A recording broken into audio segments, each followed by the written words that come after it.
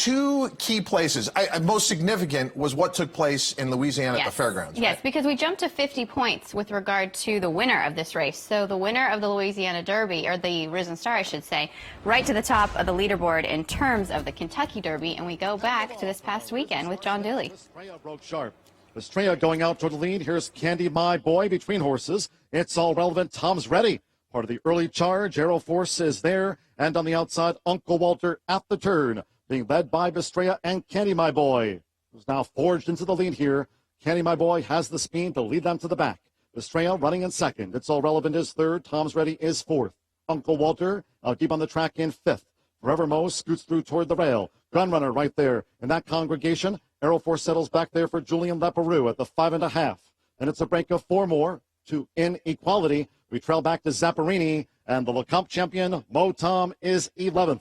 The quarter, 22 and 4/5 seconds. It's Candy My Boy who dictates the pace. Candy My Boy leads Estrella by 3 with 4 furlongs to go. Gunrunner getting a good toe into this from the rail. It's all relevant is 4th.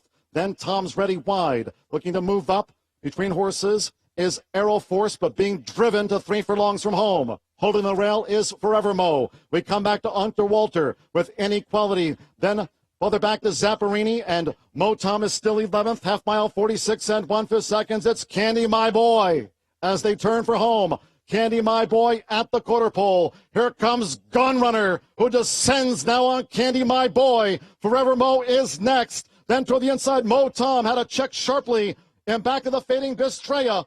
Final furlong, Gunrunner just leads. Candy My Boy toward the inside. Then Forever Mo. And Mo Tom is 4th. Tom's Ready well back. It's Gunrunner. Gunrunner. Here's Forever Mo. Gunrunner. Another today for Florent Giroux. Gunrunner holds. Forever Mo and the Risen Star. Mo Tom was 3rd. And Candy My Boy finished 4th. Gunrunner gets the win and the lion's share of the points of the Risen Star, but there's going to be a lot of talk about Mo Tom back here and the troubled trip that Mo Tom has. Corey Lannery was having a great day, including a 70-1 upset, but right here, that trouble, and then has to get back out. Yeah, a lot of trouble for Mo Tom, who ends up having to settle for 4th in the race. And that can be tough with regard to the points. But take nothing away from our winner, Gunrunner, who's in the right spot. You wanted to be along the inside. That was definitely the right lane to be at. Florent Giroux riding a very smart race in the Risen Star, and Gunrunner kicks clear. The other story coming out of this race was Aero Force, who just didn't show up. Right, yeah. Ended up 10th, and just really, they came back from the race and took a look at him. Didn't find anything wrong with him, no injuries, so good news in that regard. But Mark Casse did say he doesn't think they're going to point to the Kentucky Derby at this point with that horse. Yeah, Aero Force had a big reputation, but now some horses kind of rising at the fairgrounds with some surprising results there. But again, Mo Tom, your 3rd place finisher, and that troubled trip is the horse that I think ultimately would certainly be favored over maybe even the winner, Gunrunner, if they all meet in the Louisiana Derby next time out. And Mo Tom just continuing the success of Cool North Stallion, Uncle Mo. In fact, Uncle Mo has progeny who are 2nd and 3rd in there. Shouldn't forget Forever Mo, who was 2nd at 40-1 for Evelyn Benoit of Star Guitar fame. Yeah, that's certainly one of the stories coming out of the race as well. So we go to Florida this weekend as the Fountain of Youth is our next race. Really looking forward to it. And a lot of points on the line here as well. 50 points to the winner of the Fountain of Youth, and a really good group set to take on Mohaymen. And at this point of year, because you kind of wait for everyone to be there with the Florida Derby, but these prep races are really significant. And the Fountain of Youth is, you can't imagine a whole lot of as far as the central players in the Florida Derby, you're finding them here in the Fountain of Youth. And on site in Florida for us each and every racing day is Kaiten Bradar, and I'm sure she liked what she saw in the Risen Star with Florent Giroux holding on for a win there, as her husband is the jockey agent of Florent Giroux. So Kaiten, looking at the crop of 3-year-olds that are in South Florida, clearly this is a very, very tough group that all starts with Mohaymen. Yeah, it really does. And of course, Mohaymen being at the top of the list in general across the country of Derby contenders, along with Nyquist and the West Coast, makes it even more significant. I think that, but what's interesting about the particulars of the Fountain of Youth is that I think over the last few years it's become almost as important as the Florida Derby, and that's certainly true for Kieran McLaughlin, who is kind of following the same path that he has in the past with his other Derby contenders. Now Now, Mohaymen is a little different from Cairo Prince or Frosted in that he had done so much and accomplished so much going into the Holy Bull. The Remsen, the victories that he put together as a 2-year-old kind of set him up as far as being the higher profile 3-year-olds going into the season, and then he kind of took a major step forward in his most recent start in South Florida. So I think everybody eager to see if that can continue, and maybe if others are starting to close the gap, because he is going to meet kind of the same horses plus a different cast of characters in the Fountain of Youth. But I talked to Kieran. He said last work was absolutely great.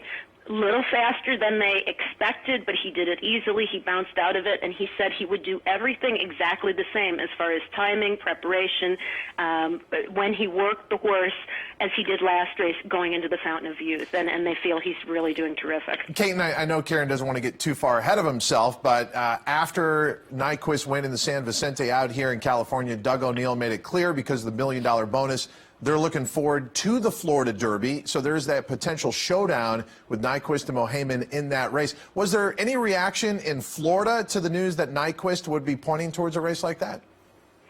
You know, I think there was a little surprise until people realized the bonus that's involved, as well as the opportunity to get to see the best on the West meet the best in the East this season, which is so rare. That usually doesn't happen until we actually get to Kentucky on sort of the middle playing field, so to speak. But I think it's terrific, and I think it'll be interesting to see. Kieran has always said that the plan was, you know, Fountain of Youth, Florida Derby.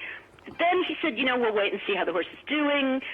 Off the Holy Bull Stakes, he didn't miss a beat. He goes into the Fountain of Youth. Now, I'm sure he'll reserve the right to change his mind as far as the Florida Derby if something is different. But if the horse runs as well as he did in Holy Bull, I think he'll just take advantage of the opportunity to stay in Florida and take on Nyquist, at least on his home turf. Kate, some interesting horses going to take him on this weekend, including Awesome Banner. I'm interested to know your thoughts on this horse. You've had a chance to see him out there running, especially in his effort in the Swale. Do you think he stretches out this weekend in good fashion? You know, it's a great question, Christina, and I'm really eager to see it because I believe he has the type of mentality as well as the cruising speed to be able to do it. In the Swale, of course, a much shorter distance, it was a much easier task. But what I like about this horse is, though he is very fast, he's not a speed-crazy horse. He's not the type of horse that I think is just all gung-ho. He's got a good head on his shoulders and a good, mentality and focus, and he listens to his rider. So I think he'll be again on the lead in the Fountain of Youth. Now, if the track is playing the way it has the last few weeks, then I don't know that it necessarily works to his advantage because the inside hasn't been ideal. The speed hasn't carried quite as well as it did earlier in the meet and as it typically does.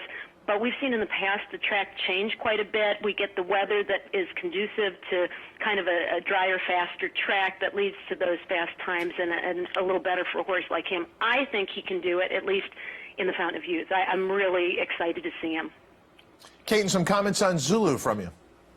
Well, Zulu's ranked highly on my list. It's interesting. He's kind of a polarizing type of 3-year-old. Some people just don't think he's that flashy or that fast. I really liked what I saw. I'm thinking he's going to run a huge race. He's been training exceptionally well at Palm Meadows. He had his workout, I believe, scheduled for today. I haven't heard back to find out how everything went. But what I like is he's shown progression, and it hasn't been these huge leaps and bounds. It just seems to me he's getting steadily better. He doesn't do anything that is that eye-catching, but he does what he needs to do to win.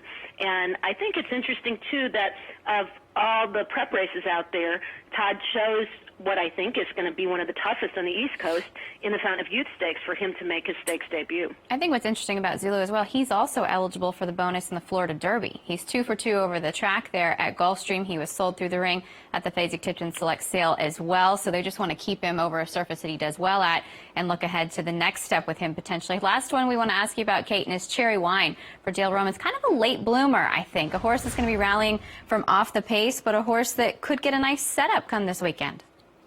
Well, he's one that Dale is awfully excited about, I know. And I talked to Mike Welsh, and he said he's working as well as any 3-year-old on the grounds that he has seen at Gulfstream. And I think that's interesting, too, that Cherry Wine is at home at Gulfstream, whereas some of the others, Zulu, for example, Mohaymen, all ship in from either Palm Beach or Palmettos. But Cherry Wine's win in that allowance race was pretty eye-catching. Very few 3-year-olds are able to come from that far back and win by that much over the Gulfstream track. So I think he's typically up against it style-wise and has to get really lucky, but he sure is the type of horse you think is going to get better and better as the distances get longer. Kate, predicting the winner of the Fountain of Youth might be an easier question than I'm about to ask you. What's the long-range weather forecast for the weekend? Yeah, stick around, it changes, right? Yeah. Right now, fingers crossed, it's very good. I mean, we have had a run last week and this week so far of the best weather we've had in South Florida all season. Well, it's been a great run with your reports at Gulfstream Park. We look forward to rejoining you later this week when racing resumes, and also Paul LaDuca and Christina heading down to South Florida. Kate, and thank you. Oh, thank you, and great to see you guys on Monday. Yeah, good to be here. Kate and Bradar joining us for the Kentucky Derby Regional Report.